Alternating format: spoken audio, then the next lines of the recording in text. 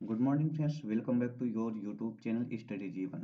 आज शुरू करने वाले हैं एक नया चैप्टर नंबर 4, जिसका नाम होगा केमिकल काइनेटिक्स।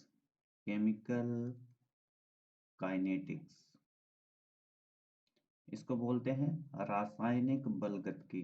रासायनिक बलगतिकी ये चैप्टर आज स्टार्ट करने वाले हैं, जिसके माध्यम से एग्जामिनेशन में ठीक ठाक क्वेश्चन इससे जो है 6 से 7 नंबर के क्वेश्चन पूछे जाते हैं। तो ये चैप्टर आपके लिए बेहद इंपॉर्टेंट रोल प्ले करने वाला है। चलिए देखते हैं रासायनिक बलगतिकी के अंतर्गत पहला हेडिंग होगा रासायनिक अभिक्रिया का वेग। रासायनिक अभिक्रिया का रासायनिक बलगतिकी होता क्या है, केमिकल काइनेटिक्स होता क्या है कि किसी रासायनिक परिवर्तन में लगने वाला जो टाइम है, इस सब का अध्ययन जिसके माध्यम से किया जाता है उसको केमिकल काइनेटिक्स बोलते हैं। उसमें परिवर्तन की जो दर है उसको मापा जाता है। तो पहला हेडिंग क्या हो जाएगा, रासायनिक अभिक्रिया का वेग। रासायनिक अभिक्रिया का वेग, इसको सबसे पहले हम देखेंगे रासायनिक अभिक्रिया के वेग का गणना कैसे करना है। मान लें कि कोई एक रिएक्टेंट है, वो कन्वर्ट हो रहा है प्रोडक्ट में, पी में। थोड़ा सा ऐसे आप समझें कि अगर हम यहाँ पर ले लें H2O, वाटर ले लें, ध्यान समझें, और हम मान लें कि इसमें नमक का एक टुकड़ा ले लें, ये नमक का टुकड़ा इसमें डाल दें। अब आप क्या देखेंगे कि जो नमक है अलग से, NaCl जो है, नमक का टुकड़ा और H2O, यही दोनों मिलके बनाएंगे, मतलब NaCl और H2O का विलयन बनेगा। लेकिन नमक का जो टुकड़ा है समय के साथ क्या होगा, रिएक्टेंट है, और H2O क्या है, रिएक्टेंट है। अब नमक का टुकड़ा क्या होगा, धीरे धीरे इसमें घुलेगा, यानी इसकी मात्रा यानी इसकी सांद्रता लगातार कम होगी। और फिर क्या होगा, समय के साथ क्या होगा, जो प्रोडक्ट बनेगा H2O और NaCl का जो विलयन बनेगा, इसकी मात्रा बढ़ेगी। तो रासायनिक अभिक्रिया के वेग में एक चीज होता है, रिएक्टेंट क्या होता है, रिएक्टेंट हमेशा घटेगा और प्रोडक्ट समय के साथ बढ़ता है। अब समय के साथ क्या हो कि इसके कंसंट्रेशन में जो परिवर्तन हो, चाहे रिएक्टेंट का चाहे प्रोडक्ट का, किसी एक का लेकर हम निकालते हैं, रिएक्टेंट का लेकर भी निकाल सकते हैं और प्रोडक्ट का लेकर भी निकाल सकते हैं, उसी को बोलते हैं रेट ऑफ रिएक्शन या रासायनिक क्रिया का वेग। तो डेफिनेशन क्या बनती है, डेफिनेशन बनती है कि एकांक समय में अभिकारक या अभिकारक या उत्पाद की सांद्रता में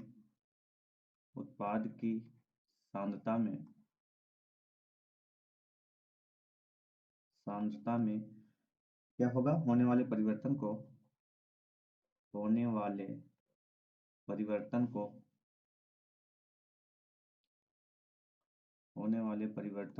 रासायनिक अभिक्रिया का वेग कहते हैं। यह अभिक्रिया का वेग कहलाता है, सीधा लिख देते हैं, अभिक्रिया का वेग कहलाता है। ये आपका डेफिनेशन हो जाएगा, अभिक्रिया का वेग कहलाता है, ये डेफिनेशन हो जाएगा।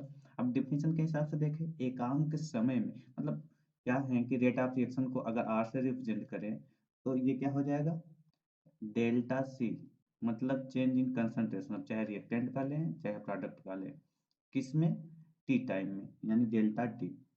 ये एक फार्मूला निकल के आता है कि rate of reaction is equal to delta C upon delta T. जहाँ पर क्या है, डेल्टा सी क्या है, डेल्टा सी का मतलब है सांद्रता में परिवर्तन, क्या हो जाएगा, सांद्रता में परिवर्तन, और टी का समय में परिवर्तन, चेंज इन टाइम, समय में परिवर्तन, ये हो जाएगा सांद्रता में परिवर्तन और समय में परिवर्तन। अब मान लें कि नेक्स्ट पेज पे पहले बढ़ते हैं कि मान लें कि कोई रिएक्शन है जो T1 टाइम में हो रहा है, कोई रिएक्शन है जो T1 टाइम है, अभी रिएक्शन स्टार्ट हुआ हो, मान लो उस पर जो समय हो T1 हो, और उस समय जो रिएक्टेंट की सांद्रता है जो वो R1 मान लें, और उस समय जो प्रोडक्ट की सांद्रता हो वो P1 मान लें। मान लो कुछ देर के बाद, जैसे कि हमने क्या बताया कि अभी हमने यान लिया, NaCl नमक लिया था और इसमें हमने घोला। अभी जैसे स्टार्ट किए T1 टाइम में, 0 टाइम पे स्टार्ट किए, तो नमक पूरा उसका कंसंट्रेशन कंप्लीट होगा जितना लिए होंगे, जल का भी अलग से होगा। अब क्या होगा कि मान लो 10 मिनट बाद हम देखें, तो ये 10 मिनट बाद मतलब T2 टाइम हो गया। तो T2 टाइम पर अब क्या होगा, नमक कुछ ना कुछ कम होगा, रिएक्टेंट लगातार घटेगी।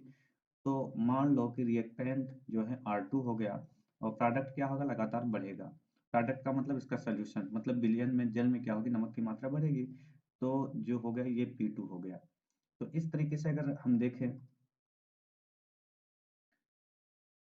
तो क्या मिलेगा यहाँ से हमको जो है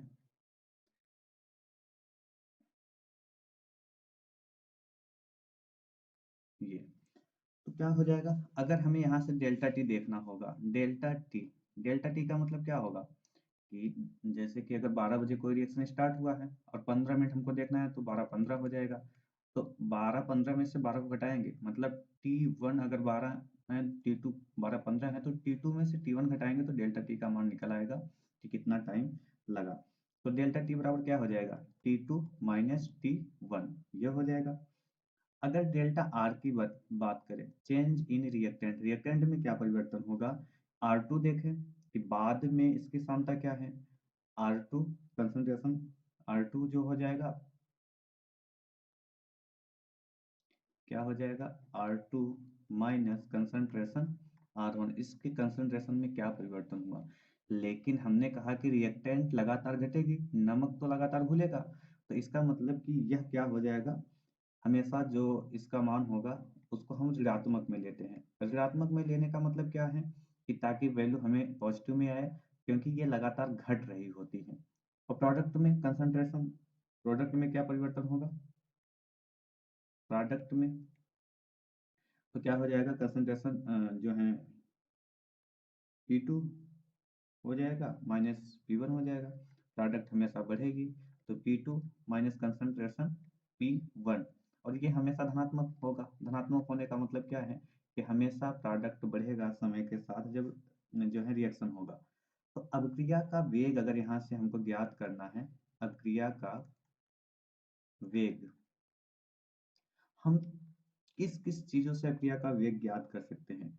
या तो पहला चीज हम देख के ज्ञात कर सकते हैं कि आर की सांद्रता में जो कमी हो रही है, आर की सांद्रता में ह्रास देख के समय के साथ, आर की सांद्रता में कमी या ह्रास, इसको देख के निकाल सकते हैं।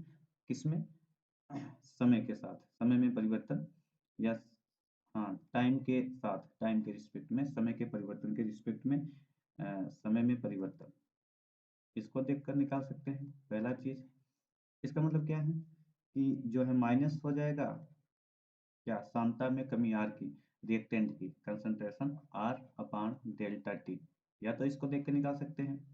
या फिर दूसरा जो तरीका हो सकता है वो क्या हो सकता है कि हम एक और तरीके से निकाल सकते हैं, वो ये है कि प्रोडक्ट की सांद्रता में वृद्धि, तो हम लिख सकते हैं कि पी की सांद्रता में समय के साथ जो वृद्धि हो रही है, पी की सांद्रता में वृद्धि जो हो रही है। अब वृद्धि जो हो रही है वो किसके जो है रिस्पेक्ट में हो रही है, समय के, समय में परिवर्तन। तो ये हमेशा पॉजिटिव होता है, ऊपर हमने लिखा भी है कि धनात्मक होता है। तो ये क्या हो जाएगा, ये प्लस साइन के साथ लिया जाएगा, डेल्टा कंसंट्रेशन पी respect to time, delta T, change in time, ये हो जाएगा। अगर इसे हमें जो है दिखाना होगा, एक एग्जाम्पल के तौर पे समझे कि कैसे हम जो है रिप्रेजेंट करेंगे, कोई क्वेश्चन दिया रहेगा तो एग्जाम्पल देखिएगा। मान लें एग्जाम्पल हम ले लेते हैं, Hg plus Cl2 gave out HgCl2, और इसके लिए अभिक्रिया का वेग अगर निकालना हो तो किस किस के रिस्पेक्ट में हम इसको निकाल सकते हैं, HgCl2। तो एक चीज आप देखिएगा, जो इस तरफ होता है उसको क्या नाम देते हैं, रिएक्टेंट या अभिकारक नाम देते हैं, रिएक्टेंट। और यहाँ पर जो बनता है वो होता है प्रोडक्ट, ये हो जाएगा प्रोडक्ट। तो हम या तो रिएक्टेंट को, रिएक्टेंट इसमें दो है, Hg है और Cl2 है, हम प्रोडक्ट HgCl2 है, या तो Hg और Cl2 को देख के अलग अलग निकाल सकते हैं। तो तीन तरीके से हम निकाल सकते हैं। पहला तरीका देखिएगा या तो Hg की सांद्रता में जो कमी हो रही है उसको देख के निकाल सकते हैं। तो अभिक्रिया का वेग देखिए कैसे निकालते हैं। अभिक्रिया का वेग, अभिक्रिया का वेग बराबर क्या देख के निकाल सकते हैं, माइनस चिन्ह के साथ अगर लेंगे हम रिएक्टेंट को देख के हमको निकालना होगा। डेल्टा किसका, कंसंट्रेशन Hg के कंसंट्रेशन में समय के साथ जो परिवर्तन हो रहा है इसको देख कर निकाल सकते हैं, या फिर इसको देख कर निकाल सकते हैं। अगर इसको देख कर निकाल रहे हैं तो माइनस के साथ, क्योंकि ये भी Cl2 भी रिएक्टेंट का काम कर रहा है, तो माइनस डेल्टा कंसंट्रेशन Cl2 अपान डेल्टा टी। एक और चीज है, अगर प्रोडक्ट को देख के हमको निकालना होगा तो प्रोडक्ट को देख कर निकालना होगा, प्रोडक्ट के लिए पॉजिटिव चिन्ह का यूज करेंगे, डेल्टा कंसंट्रेशन HgCl2 यानी change in HgCl2 upon delta T. तो ये 3 तरीका हो सकता है हमारा निकालने का। अभी तो हमने नॉर्मली दिया है।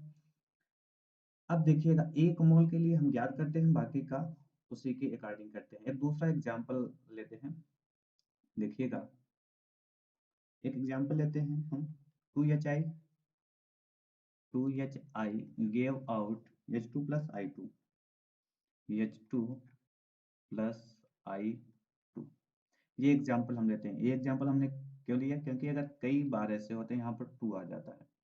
हमने कहा कि 1 मोल के लिए हम ज्ञात करते हैं, चाहे रिएक्टेंट का हो चाहे प्रोडक्ट का हो। जैसे HI के पहले 2 हैं तो इसका मतलब क्या हो जाएगा, अगर 2HI हैं, आप समझें, अगर इसको हमें 1 मोल बनाना होगा तो 1/2 कर देंगे। अब 1/2 गुणे 2 बराबर क्या हो जाएगा, 1 मोल हो जाएगा। जो भी संख्या होगी उसके बटे में करते हैं तो हमें निकल के आता है। अब इसके लिए थोड़ा सा एग्जाम्पल के तौर पे आप समझेंगे तो ज़्यादा बेहतर समझ पाएंगे। देखिएगा किस तरीके से ज्ञात करेंगे। जैसे अभिक्रिया का वेग निकालना होगा, अभिक्रिया वेग निकालना होगा अगर इसके लिए, इस रिएक्शन के लिए अभिक्रिया वेग रेट ऑफ रिएक्शन क्या हो जाएगा, 2 है जो अंक दिया रहेगा उसका 1/2, क्योंकि 1 मोल के लिए हमें ज्ञात करना होगा। कंसंट्रेशन क्या हो जाएगा, डेल्टा HI अपान डेल्टा टी, ये हो जाएगा। रिएक्टेंट को देख के जब हम निकालेंगे, अगर हमें प्रोडक्ट देके निकालना होगा तो पॉजिटिव चार्ज के साथ होगा, तो हमने आपको बताया डेल्टा कंसंट्रेशन H2। जो अंक यहाँ लगेगा उस पर कोई प्रभाव नहीं पड़ेगा, हमेशा पहले वाले अंक जितने लगेंगे उसी का 1/2, 1/3, 3 है तो 1/3, 4 है तो 1/4 लगेगा। यहाँ पर अंक सीधा कंसंट्रेशन के साथ लिखा जाएगा, बड़े ब्रैकेट के साथ लिखा जाएगा अपान डेल्टा टी। पॉजिटिव चिन्ह के साथ यहाँ पर लिया जाएगा, यहाँ पर माइनस चिन्ह के साथ लिया जाएगा, ये चीज़ आपको ध्यान में रखना है। और यहाँ पर क्या होगा, जब भी प्रोडक्ट लिखेंगे फिर या तो हम तीसरा इसको देख कर निकाल सकते हैं, डेल्टा कंसंट्रेशन I2 अपान डेल्टा टी, इसको देखकर भी हम निकाल सकते हैं। एक और जो है एग्जांपल लेते हैं ताकि बिल्कुल आप क्लियर हो सकें। मान लें कि एक एग्जांपल हम लेते हैं N2 plus 3H2 gave out 2NH3। अगर कहा जाए इसके लिए रेट ऑफ रिएक्शन या अभिक्रिया का वेग ज्ञात कीजिए, तो R बराबर क्या हो जाएगा। हम रिएक्टेंट को अगर देख के निकालेंगे तो एक चीज तो हमने आपको बताया माइनस चिन्ह के साथ होगा, माइनस डेल्टा कंसंट्रेशन N2 अपान डेल्टा टी, या फिर हम इसको H2 को अलग से देख के निकाल सकते हैं। अब 3H2 है तो 1/3 हो जाएगा, जो अंक होगा पहले उतने बटे में चला जाएगा, ताकि 1/3 मल्टीप्लाई 3H2 करेंगे 3 कट जाएगा, तो हमेशा जो अंक रहेगा वो 1/, में चला जाएगा। और रिएक्टेंट है तो माइनस के साथ होगा 1/3 डेल्टा कंसंट्रेशन H2 अपान डेल्टा टी, या तो इसको देख के निकाल सकते हैं, या एक और ऑप्शन अपने पास बचता है वो है NH3 यानी प्रोडक्ट को देख के निकाल सकते हैं। प्रोडक्ट को देख के निकालना होगा, यहाँ पर पहले 2 है तो ये बटे में हो जाएगा, लेकिन प्लस चिन्ह के साथ रहेगा 1/2 डेल्टा कंसंट्रेशन NH3 अपान डेल्टा टी। तो इस तरीके से आई होप आपको बेहतरीन तरीके से समझ में आ गया होगा। बढ़ते हैं नेक्स्ट टॉपिक पर, और टॉपिक का नाम होगा अभिक्रिया वेग की इकाइयाँ। टॉपिक क्या लेंगे, टॉपिक हो जाएगा अभिक्रिया वेग की इकाइयाँ। अभिक्रिया वेग की इकाइयाँ कैसे ज्ञात करेंगे, इनकी इकाइयों को देखें कि हमने अभी इसके जस्ट पहले पढ़ा रेट ऑफ रिएक्शन बराबर क्या होता है, डेल्टा कंसंट्रेशन, डेल्टा सी मतलब सांद्रता में परिवर्तन बटे क्या हो जाता है, डेल्टा टी। सांद्रता बराबर क्या होता है, अगर सांद्रता की इकाई आप देखें मोल प्रति लीटर होता है, क्या होता है, मोल प्रति लीटर, हम इकाई याद कर रहे हैं। और समय का क्या होता है, सेकंड होता है, समय का क्या होता है, सेकंड होता है। तो अगर यहाँ से हमें प्राप्त करना होगा रेट ऑफ रिएक्शन की इकाई, तो क्या हो जाएगा, मोल लीटर इनवर्स में हो जाएगा, तो मोल लीटर इनवर्स हो जाएगा, और सेकंड भी ऊपर की तरफ जाएगा तो सेकंड इनवर्स हो जाएगा। ये हमारा मात्रक हो जाएगा क्रिया वेग का। तो ये बहुत इंपॉर्टेंट है और इस पे सवाल बनते हैं, इसे आपको याद करके रखना होगा, रेट ऑफ रिएक्शन का इकाई। अब अगर ये द्रव अवस्था में है तो ऐसा किया जाएगा, द्रव अवस्था के लिए, क्योंकि मोल द्रव अवस्था के लिए प्रयुक्त किया जाएगा। लेकिन अगर गैसीय अवस्था में होगा, गैस अवस्था में होगा, तो मोल प्रति लीटर को हम लिखते हैं एटीएम, एटमॉस्फेरिक प्रेशर, तो हो जाएगा एटीएम सेकंड इनवर्स।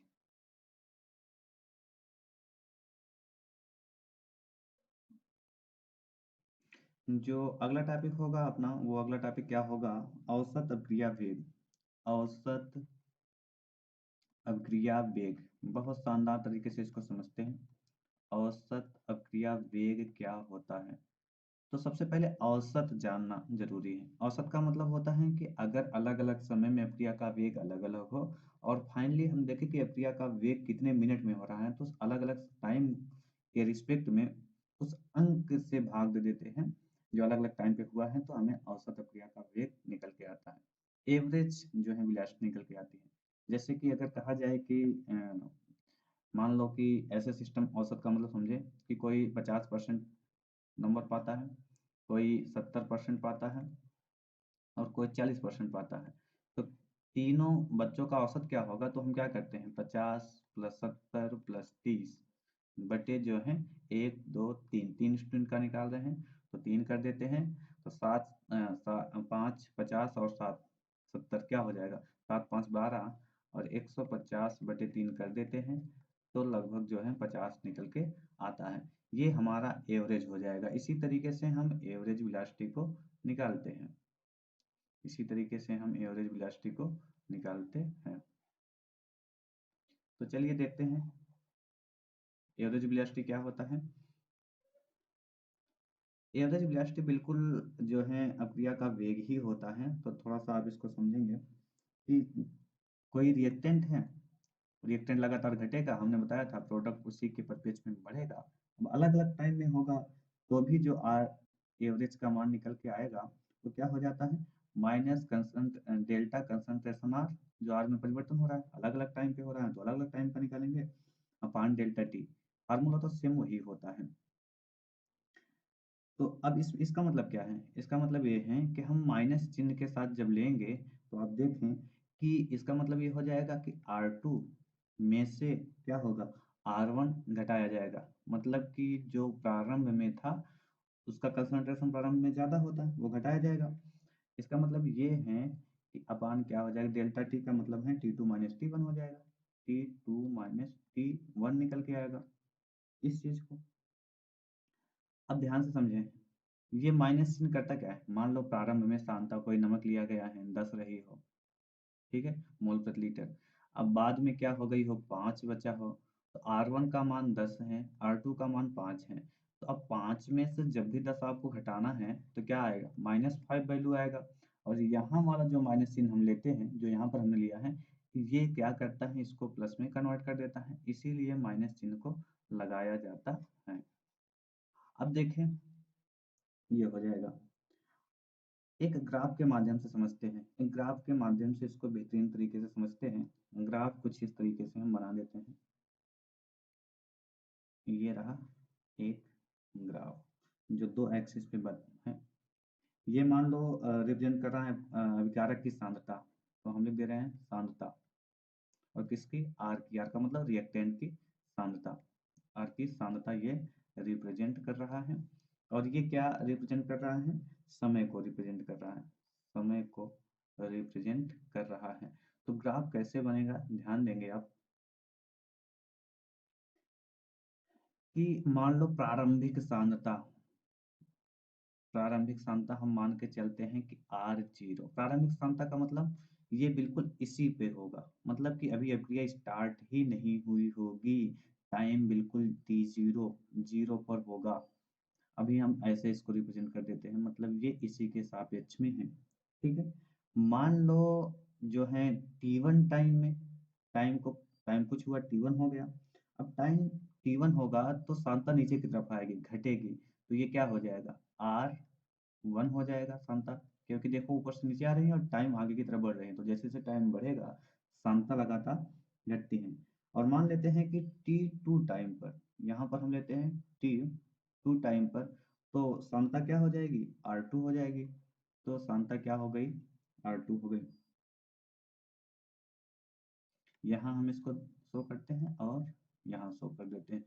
अब जो कर्व हमारा बनेगा, लगातार कंटिन्यूअसली घटते हुए कर्व जो है बनता है कुछ इस तरीके से, क्योंकि यहाँ के रिस्पेक्ट में जब हम देखेंगे तो हमको जो प्राप्त होगा, क्या प्राप्त होगा, ये हो जाएगा, सॉरी, T1।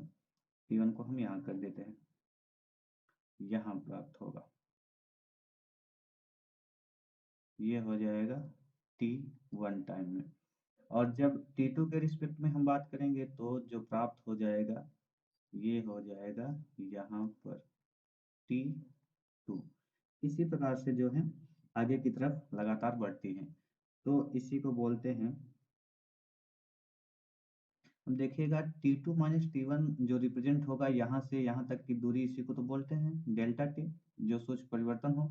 और सांद्रता R2 से R1 से R2 जो हो रही है, इसी को तो बोला जाएगा डेल्टा कंसंट्रेशन R।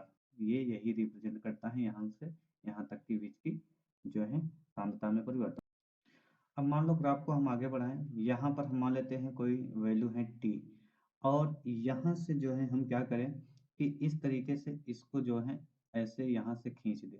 ठीक है, अब मान लें कि इसके बीच का जो टाइम गैप है वो dt है, dt का मतलब नगण्य के बराबर है, कोई भी अंतर नहीं है। जैसे यहाँ से करो, यहाँ ना जाकर तुरंत जस्ट किसी एक विशेष पोजीशन पे हम चेक कर लें, इसी को बोलते हैं तात्क्षणिक वेग, RINST, instant rate of reaction, जो किसके बराबर हो जाता है, -d, सूक्ष्म अंतर के बराबर, जो थोड़ा सा परिवर्तन होगा रेट ऑफ रिएक्शन में, और कितने समय में, -dr के समय में।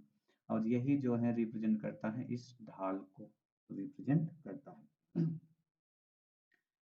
अब यहाँ से एक नया कॉन्सेप्ट मिला, RIN मतलब इंस्टेंट वेलोसिटी, तात्क्षणिक वेग। तो अगर बात की जाए तात्क्षणिक वेग क्या होता है, थोड़ा सा आपको यहाँ से जो है मेंशन करते हैं। तो तात्क्षणिक वेग क्या हो जाएगा, तात्क्षणिक वेग, ये कॉन्सेप्ट भी आपको समझते हुए चलना है। इंस्टेंट वेलोसिटी इसको बोलते हैं, इंस्टेंट वेलोसिटी। तात्क्षणिक वेग क्या होता है कि एक प्रकार का ये औसत वेग ही है, लेकिन औसत वेग ही है एक प्रकार का, लेकिन इसमें दिक्कत क्या होता है, जब डेल्टा टी क्या हो जाए, नगण्य हो जाए, मतलब अति सूक्ष्म जो है समय में कोई वेलोसिटी मापी जाए, कोई जो है क्रिया का वेग मापा जाए, तो उसे जो है बोलते हैं इंस्टेंट वेलोसिटी। और ये फार्मूला बहुत इंपॉर्टेंट है, इस फार्मूले को आप याद करके रख लेंगे, ये वाला फार्मूला आपका जो है बहुत इम्पोर्टेंट है। अब आइए इससे बेस्ड कुछ क्वेश्चन हल करते हैं जो इस पे जो है डिपेंड होते हैं। तो नेक्स्ट पेज पे बढ़ते हैं और क्वेश्चन को सॉल्व करते हैं। चलिए इस क्वेश्चन को देख लेते हैं। क्वेश्चन क्या है हमारा, क्वेश्चन है कि एक रिएक्शन है जो R है, रिएक्टेंट है, कन्वर्ट हो रहा है प्रोडक्ट में, इस अभिक्रिया के लिए अभिक्रिया की सांद्रता कितना है, 0.03 मोलरता में है, मोल है, जो 25 मिनट का टाइम जो दिया है, 25 मिनट में परिवर्तित होकर कितना हो जा रहे हैं, 0.02 मोल हो जाती है। इसके औसत वेग की गणना कीजिए, किसमें करना है, सेकंड में भी और मिनट में भी करना है। तो जो हमने फार्मूला पढ़ा है वो फार्मूला क्या है कि आर एवरेज वेलोसिटी बराबर क्या होता है, माइनस के साथ delta concentration R upon delta T, ये हो जाता है। अब delta minus delta concentration R upon delta T का मतलब इसके पहले हमने लिखा है कि R2 माइनस कंसंट्रेशन, डायरेक्ट हम लिख देते हैं R2 माइनस R1 तो होता ही है, लेकिन यहाँ पर क्या होता है, माइनस चिन्ह के साथ होता है। और डेल्टा टी का मतलब T2 माइनस T1। अब देखें जो जो वैल्यू यहाँ पर दिया गया है उस वैल्यू को नोट करते हैं। सबसे पहले क्या है कि ये R1 है, पहली सांद्रता है, और ये क्या है, R2 दूसरी सांद्रता है, और 25 मिनट में परिवर्तित हो रही है। तो डायरेक्ट डेल्टा टी इसमें दिया है, T2 माइनस T1 का मान ना देके डायरेक्ट 25 मिनट दे दिया है। तो हम यहाँ पर डेल्टा टी ही मान के चलते हैं कि डेल्टा टी का मान कितना दिया है, 25 मिनट दिया है। इन सभी वैल्यू को अगर यहाँ पर हम रखते हैं तो R2 का मान क्या है, R2 का मान ये है 0.02। ठीक है, ये है, माइनस चिन्ह के साथ रखते हैं। माइनस क्या हो जाएगा, R1 का मान क्या है, 0.03, 0.03 हो जाएगा, ये हो जाएगा। और डेल्टा टी का मान 25 है। अगर डायरेक्ट हम जो है 25, इसमें क्या है, सेकंड और मिनट में कहा है। अगर डायरेक्ट 25 के माध्यम से निकालेंगे तो जो वैल्यू आएगा वो मिनट में आ जाएगा। तो अगर यहाँ 60 का गुणा कर देंगे, मतलब 1 मिनट में 60 सेकंड होते हैं, तो 25 मिनट में 25 गुणे 60 सेकंड हो जाएगा। अगर इस प्रकार से हम कर देंगे तो क्या बचेगा हमको, यहाँ पर आ जाएगा 0.01, ये आ जाएगा। अपान क्या हो जाएगा, 25 गुणे 60, तो 0, 25 छक्का 125, 25 सत्ते 150, 150, ये हो जाएगा। इसके आगे अगर हम हल करें हम तो क्या होगा, यहाँ से दशमलव यहाँ तक ले जाएं तो 1 गुणे 10 की घाते -2 हो जाएगा। और यहाँ पर क्या बचेगा, 15 गुणे 10 की घाते 2। तो 15 गुणे 10 की घाते 2 ऊपर जाएगा, 15 गुणे 10 की घाते 4, -4, -2 ऊपर जाएगा। देखिएगा, 1 गुणे 10 की घाते 2, और ये 10 की घाते 2 ऊपर जाएगा, ये -2 है। तो गुणे 10 की घाते -2/15। तो 1/15 गुणे 10 की घाते -4। 1/15 जो भी आएगा कैलकुलेशन आप कर लेंगे, आंसर आपको मिल जाएगा। तो फाइनली जो आंसर निकल के आता है वो है 0 फाइनली जो आंसर निकल के आया वो है 0.0666 मल्टीप्लाई 10 की पावर -4, 10 की पावर -4। और अगर इसे कोटिमान में परिवर्तित करना चाहें तो आ जाता है 6.66 गुणे 10 की घाते -2 गुणे 10 की घाते -2 mole litre inverse second inverse, ये जो है वैल्यू निकल के आती है। तो फाइनल आप जो है कैलकुलेशन कर लेंगे और ये वैल्यू आपको मिल जाएगी। आइए नेक्स्ट क्वेश्चन पर बढ़ते हैं। आइए आइए इस क्वेश्चन को देखते हैं। क्वेश्चन क्या है, क्वेश्चन है हमारा कि 2A उत्पाद ये दिया है। प्रक्रिया ए की सांद्रता 10 मिनट में, टाइम दिया है, कितना हो जा रहा है, 0.5 मोल प्रति लीटर से घटकर 0.4 मोल लीटर इनवर्स हो जा रहा है। तो रिएक्टेंट की सांद्रता दिया है, ए की सांद्रता दिया है। तो इसका मतलब क्या है, ये हो जाएगा R1 और ये हो जाएगा R2 और ये हो जाएगा डेल्टा टी। इस समय अंतराल के लिए अभिक्रिया वेग की गणना करना है, हमको आर का मान निकालना है, रेट ऑफ रिएक्शन निकालना है। और ये यहाँ पर इम्पोर्टेंस रोल प्ले करेगा क्योंकि एक ही सांद्रता दिया है और reaction 2A give out product. तो हम देखते हैं कि कैसे इसको हम हल करेंगे। दिया क्या है, 2A गिव आउट कोई प्रोडक्ट बन रहा है।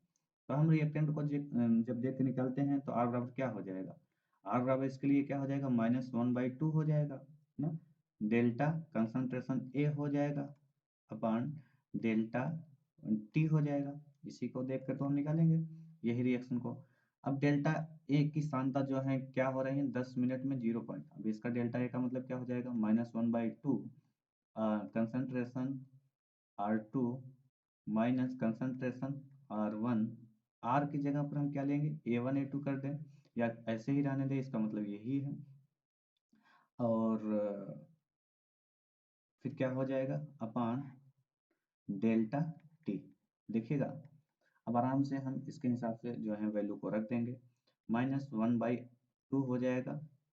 और यहाँ पर क्या हो जाएगा, R2 का मान क्या है, R2 का मान है 0.4, R2 का मान हो जाएगा 0.4 माइनस R1 का मान क्या है 0.5, यहाँ पर जो दिया गया है।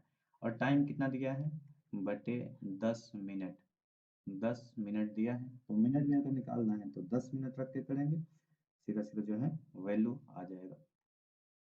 अब यहाँ से क्या प्राप्त हो जाएगा, यहाँ से जो प्राप्त होगा -1/2 है, ये हो जाएगा। अब ये क्या प्राप्त होगा, गुणे माइनस के चिन्ह के साथ जाएगा -0.1/10। ठीक है, अब क्या है, दोनों माइनस में है तो प्लस में कन्वर्ट हो जाएगा। और क्या प्राप्त हो जाएगा, प्राप्त हो जाएगा यहाँ से देखें, यहाँ से अगर गुणा करेंगे तो एक का गुणा 0.1 में करेंगे वही होगा, तो 0.1 जो है ये हो जाएगा अपान 20 हो जाएगा। 2 का गुणा 10 में करेंगे तो 20 हो जाएगा। अगर यहाँ से दशमलव हटाना है तो हम क्या कर सकते हैं, 1 गुणे जो है 1/20 को क्या लिख सकते हैं, 2 गुणे 10, या डायरेक्टली हम क्या कर सकते हैं, ऐसे देखें, अगर दशमलव हम यहाँ हटा रहे हैं तो इसको हम जो है दशमलव भिन्न को साधारण भिन्न में पहले कन्वर्ट कर लें। तो इसके लिए हमको क्या करना होगा, जो यहाँ पर जो 0.1 है, अगर गुणे 10 करेंगे, गुणे 10 तो 1/200 हो जाएगा। क्या हो जाएगा, 1/200,